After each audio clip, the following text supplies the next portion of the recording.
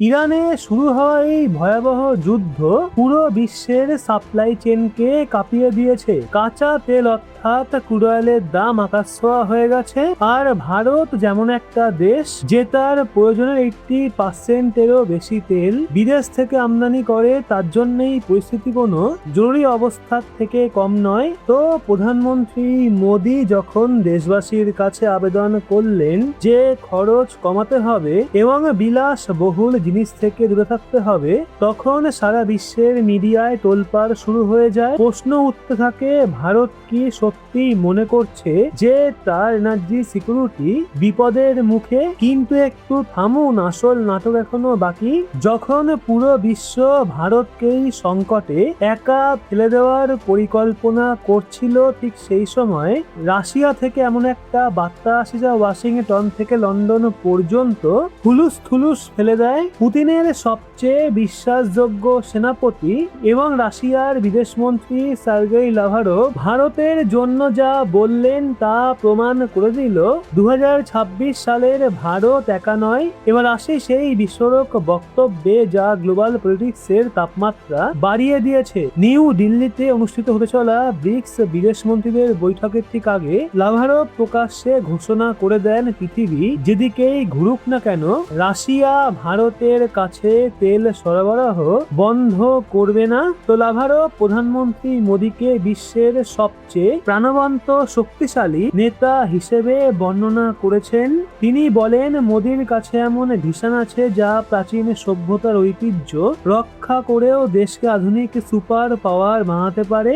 এই অবস্থান এমন একটা সময় এসছে যখন আমেরিকা এবং তার মিত্ররা ভারতের ওপর প্রেসার ক্রিয়েট করছে যাতে ভারত রাশিয়া থেকে দূরে সরে যায়। কিন্তু লাভারভ পরিষ্কার করে দিয়েছেন, ভারত এবং রাশিয়ার বন্ধুত্ব কোনো চাপেই ভাঙবে না। তো পুরো বিষয়টা বুঝতে হলে আমাদের একটু গভীরে যেতে হবে। ইরানের পরিস্থিতি হরমুজ প্রণালীকে অত্যন্ত সংবেদনশীল অঞ্চলে পরিণত করেছে, যেখান দিয়ে বিশ্বের প্রায় 1/4 তেল পরিবাহিত হয়। যদি এখানে কোনো বাধা সৃষ্টি হয় তাহলে ভারতে পেট্রোলের দাম 200 টাকারও বেশি হয়ে যেতে পারে। এই কারণেই প্রধানমন্ত্রী মোদী আগাম প্রিপারেশন নিতে শুরু করেছে। তিনি জানেন দেশের অর্থনীতিকে বাঁচাতে হলে জনগণকে মানসিকভাবে প্রস্তুত করা জরুরি। কিন্তু ঠিক এই সময় রাশিয়ার পক্ষ থেকে এনার্জি সিকিউরিটির আশ্বাস পাওয়া যেন জীবনদায়ী ঔষধের মতো। তো রাশিয়া স্পষ্ট জানিয়েছে, পশ্চিমা দেশ যতই নিষেধাজ্ঞা দিক না কেন তারা ভারতের সমস্ত জ্বালানি চাহিদা পূরণ করতে প্রতিশ্রুতিবদ্ধ। তো এই নতুন উষ্ণ সম্পর্ক সেই সব সমালোচকদের মুখ বন্ধ করে দিয়েছে যারা বলছিল ভারত এখন আমেরিকার শিবিরে চলে গেছে। লাভারভ আরো বলেন, মোদী শুধু অর্থনীতি নয়, সামরিক শক্তি এবং ভারতের অনন্য সাংস্কৃতিক ঐতিহ্য রক্ষার দিকেও সমান গুরুত্ব দেন। এটা শুধু কূটনৈতিক বক্তব্য নয়, বরং ভারতের বাড়তে থাকা সফট পাওয়ার এবং হার্ড পাওয়ারের স্বীকৃতি। এখানে বড় প্রশ্ন, রাশিয়া এত সহানুভূতিশীল কেন?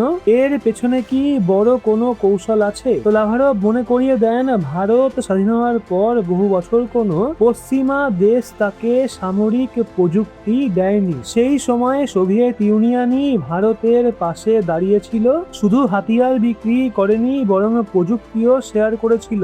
সুখোই ফাইটার জেট থেকে ব্রহ্মোস মিসাইল, সব ক্ষেত্রেই রাশিয়া ভারতের সবচেয়ে নির্ভরযোগ্য সঙ্গী ছিল।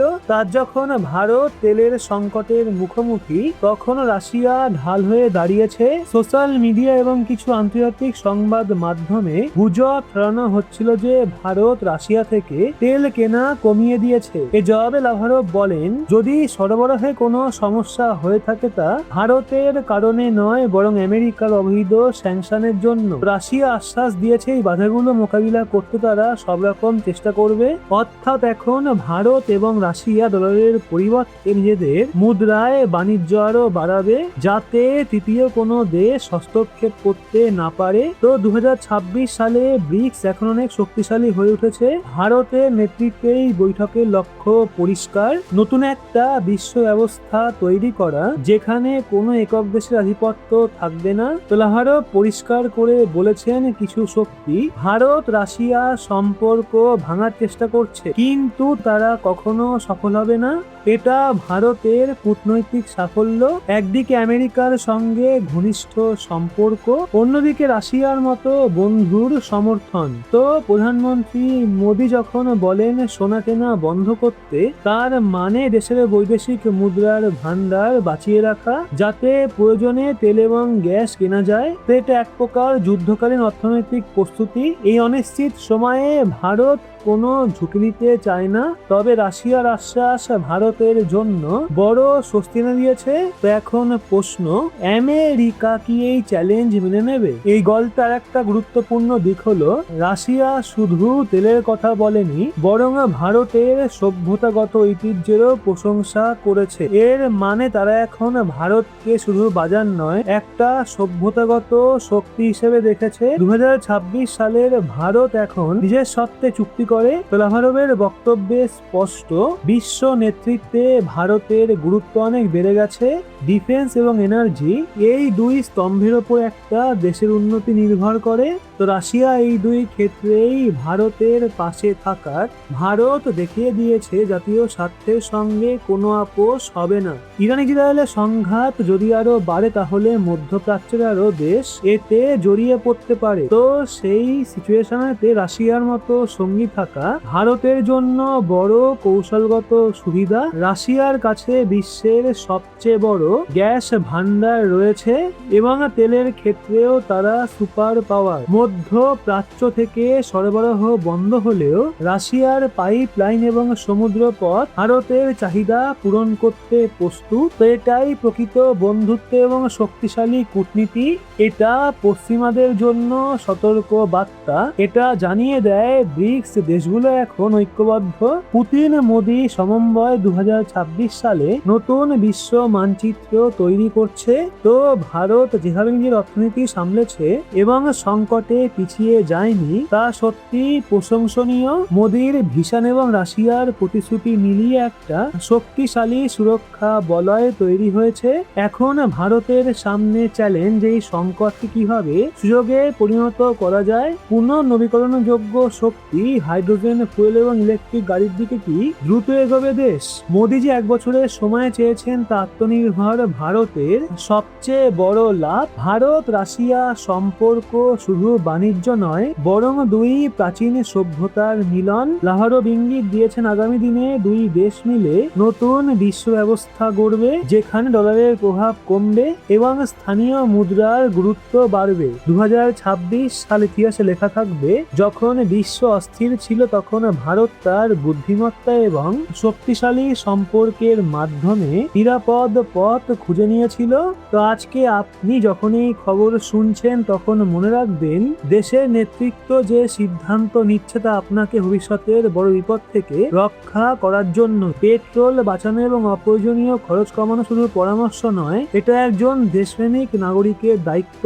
কারণ সীমান্তে সৈনিকরা প্রস্তুত, আর কূটনীতির ময়দানে ভারত সরকার রাশিয়ার সঙ্গে মিলে দেশের ভবিষ্যৎ সুরক্ষিত করছে। রাশিয়া হাত বাড়িয়ে দিয়েছে, এখন আমাদের পালা ঐক্যবদ্ধ হয়েই সংকটকে জয় করার। তো রাশিয়ার বিদেশমন্ত্রীর এই বক্তব্য, যারা আমাদের বন্ধুত্ব নিয়ে চিন্তিত, তাদের চিন্তার কোনো কারণ নেই। সব চক্রান্তের শেষের ইঙ্গিত দেয়। তো ভারতের এনার্জি সিকিউরিটি এখন রাশিয়ার অগ্রাধিকার, আর ভারতের উন্নতি বিশ্বের প্রয়োজন। ভারত মাথা নত করার দেশ নয়, ভারত পথ দেখানোর দেশ। তো পুতিনের মন্ত্রীর খোলামেলা সমর্থন প্রমাণ করে দিয়েছে, আজ বিশ্ব মঞ্চে ভারতের প্রভাব সুপ্রতিষ্ঠিত। তো বন্ধুরা, এখন এই বিষয়ে আপনার কি মতামত অবশ্যই লিখুন কমেন্টে। ভিডিওটা ইনফরমেটিভ মনে হলে অবশ্যই লাইক করে শেয়ার করুন আপনার বন্ধু বান্ধবদের। সেই সাথে এরকমই লেটেস্ট ইনফরমেটিভ ভিডিও পেতে সাবস্ক্রাইব করে চোখ রাখুন রহস্য বাংলার পর্দায়।